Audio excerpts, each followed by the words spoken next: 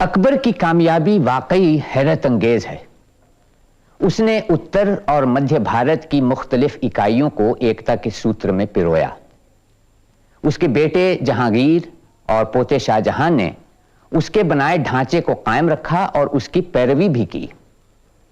ये दोनों किसी गैर मामूली काबिलियत के हुक्मरान नहीं थे, फिर भी उनके अहद हुकूमत कामयाब रहे, क्योंकि जो दस्तूर अकबर ने कायम किया था उन्होंने उसी को आगे बढ़ाया। उनके बाद आया औरंगजेब, इन दोनों से ज्यादा लायक, लेकिन एक अलग ही सांचे में ढला हुआ। उसने अपने लिए नया रास्ता इख्तियार किया और अकबर के विरसे को खाक में मिला दिया। शाहजहां के दौर में मुगल शान व शौकत बुलंदी पर थी, साथ में जवाल के भी आसार नुमायां होने लगे। तानाशाही का बोलबाला था, दरबार में साजिशों और मौका परस्ती का जाल फैल चुका था। अकबर की उदारता, फराख दिल्ली और कुशल शासन व्यवस्था गुजरे जमाने की यादें बनकर रह गईं। हालात बद से बदतर होकर मुसीबत को बुलावा दे रहे थे। औरंगजेब ने अपने वालिद को नजरबंद करके अपने शासन की शुरुआत की। तख्त पाने के लिए उसने अपने भाइयों को भी नहीं बख्शा। इतिहासकार जदुनाथ सरकार हमें बताते हैं, शाहजहां ने साफ तरह से जाहिर कर दिया था कि उसका वली अहद दारा शिकोह था। दारा अपने परदादा अकबर की तरह रोशन ख्याल था, मगर जंग और सियासत के मैदान में उसका तजुर्बा बहुत कम था, जबकि उसके मुकाबले में खड़ा औरंगजेब दोनों का माहिर था। 29 मई 1658 को आगरा से 8 मील दूर समूहगढ़ में औरंगजेब और मुराद बख्श की फौजों का मुकाबला शाही फौजों से हुआ। दारा शिकोह के पास 50,000 से ज्यादा सिपाही थे, जो जल्दी में जमा किए गए। औरंगजेब के पास कोई 40,000 आदमी थे, जो लड़ाई में सधे थे और हर तरह से तैयार थे। लड़ाई में दारा की बुरी तरह शिकस्त हुई।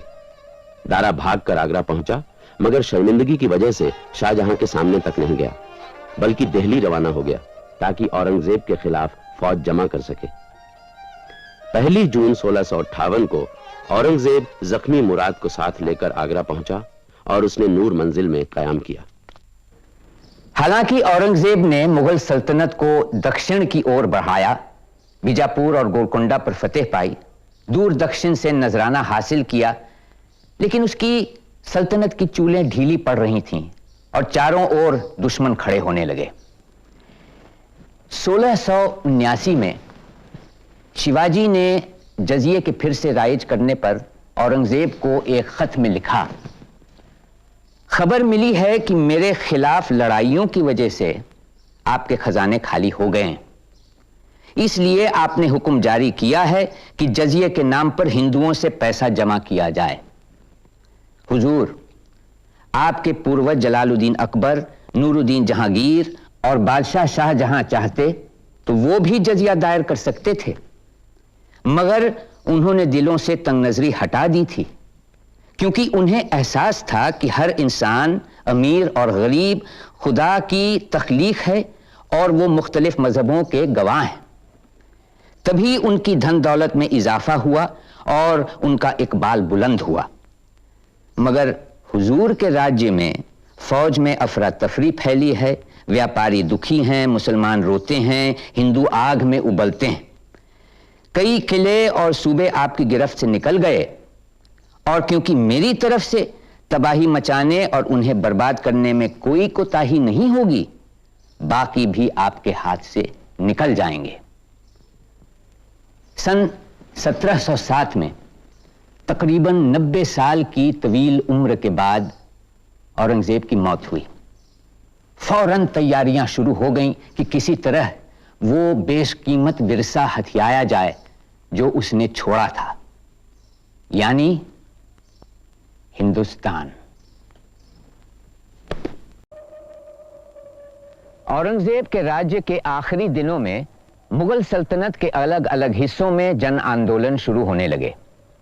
सरहद के पठान कबीलों, मथुरा के जाट किसानों, गरीब सतनामियों और औरंगजेब की सख्ती के कारण सिखों ने बगावत की। ये सारी बगावतें एक फजीहत तो थीं, मगर मुगल सल्तनत को असली खतरा मराठों की बढ़ती शक्ति से था। शाहजहां के जमाने में ही शाहजी भोंसले नाम के मराठा सरदार ने सिर उठाया था, लेकिन मराठों का गौरव और मुगल सल्तनत की आफत अगर कोई बना तो वो था उसका बेटा शिवाजी, जो 1630 में पैदा हुआ था। शिवाजी 19 बरस का ही था जब उसने पश्चिमी घाटियों में रहने वालों का एक ऐसा जबरदस्त गिरोह तैयार किया जो उस पर मर मिटने को तैयार थे। वसी मुगल सल्तनत में चारों तरफ पुनरुत्थान का जज्बा फैल रहा था, जो धर्म और कौमियत का मिश्रण था। उस जमाने की कौमियत आज की धर्मनिरपेक्ष कौमियत से यकीनन मुख्तलिफ थी। उस पर सामंतवादी, मुकामी और मजहबी जज्बात का रंग चढ़ा था। शिवाजी भी एक खास मजहबी कौमी जागृति के नुमाइंदे थे। आर्थिक बदहाली और जनता की तबाही ने जमीन तैयार की थी, जिसे सींचा और पाला पोसा तुकाराम और रामदास जैसे संत कवियों ने, और जिसकी फसल तैयार की शिवाजी ने।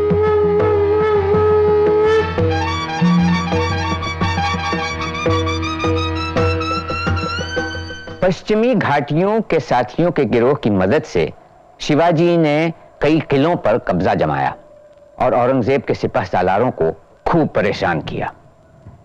दक्कन के मुगल हाकिम उससे इतने खौफजदा थे कि वो अपनी हिफाजत के लिए उसे धन देने लगे।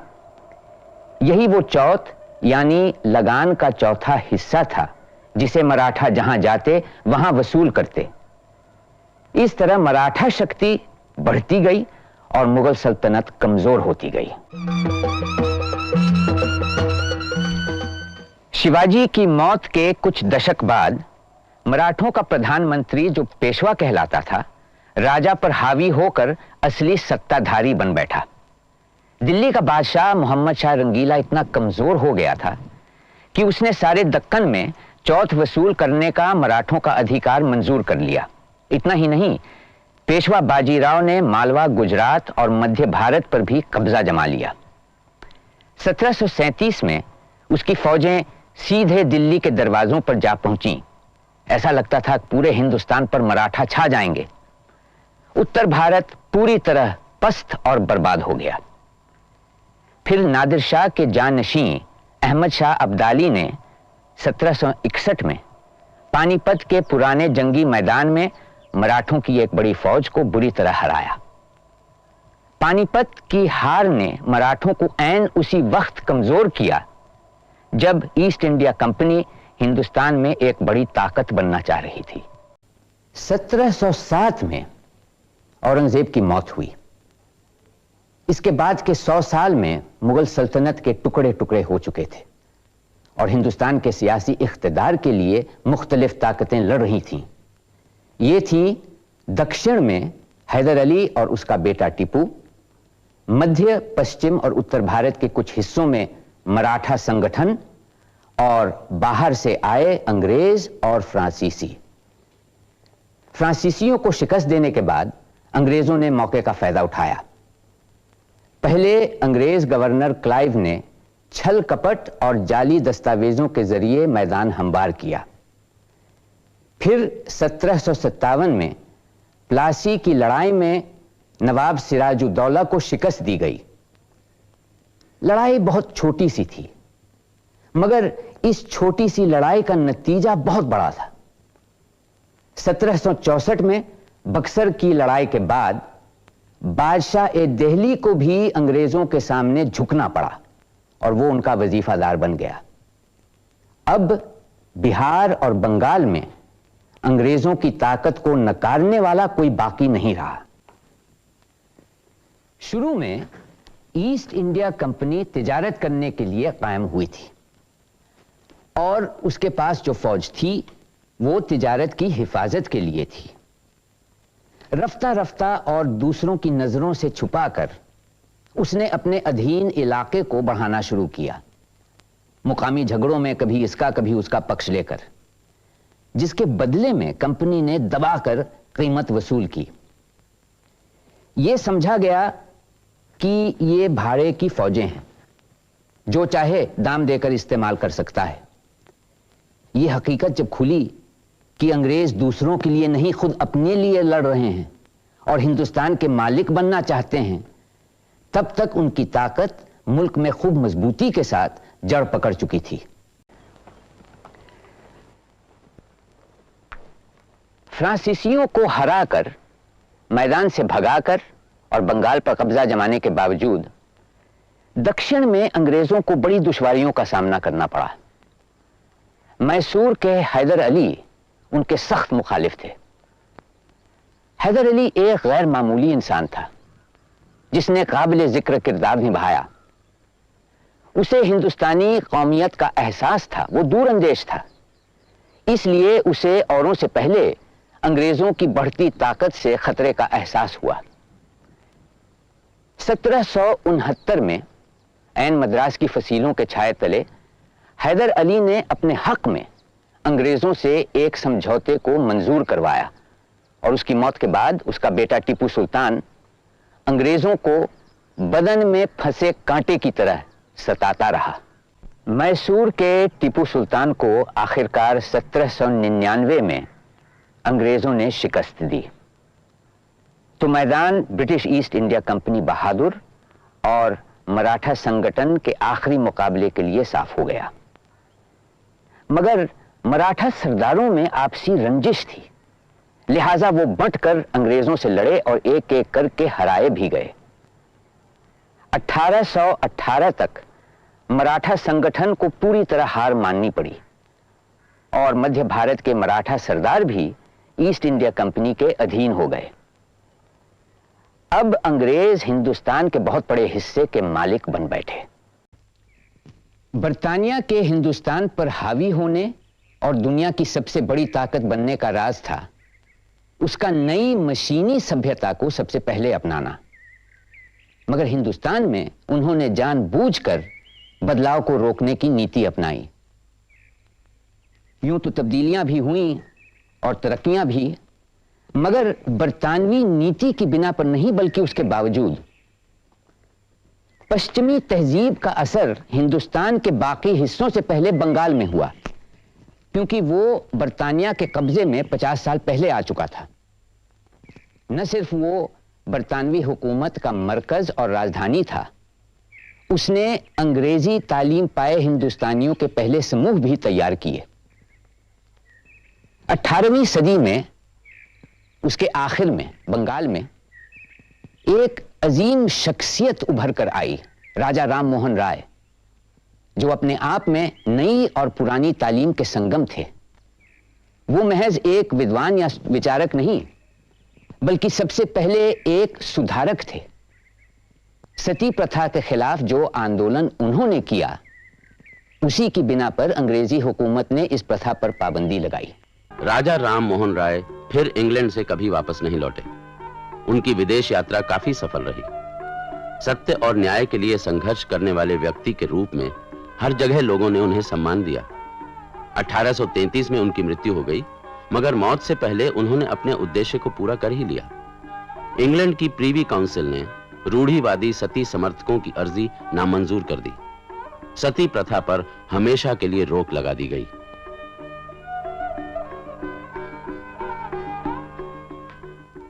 उन्नीसवीं सदी शुरू से आखिर तक पुनर्जागरण का दौर था।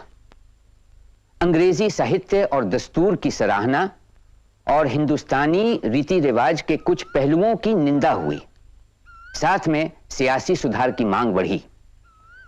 मगर यह सब बंगाल के ऊंचे वर्गों तक ही महदूद थे। अंग्रेजों से ताल्लुकात की वजह से जो बदलाव बंगाल में हुआ, उसका असर बाकी हिंदुस्तान में भी हुआ, मगर इतनी शिद्दत से नहीं।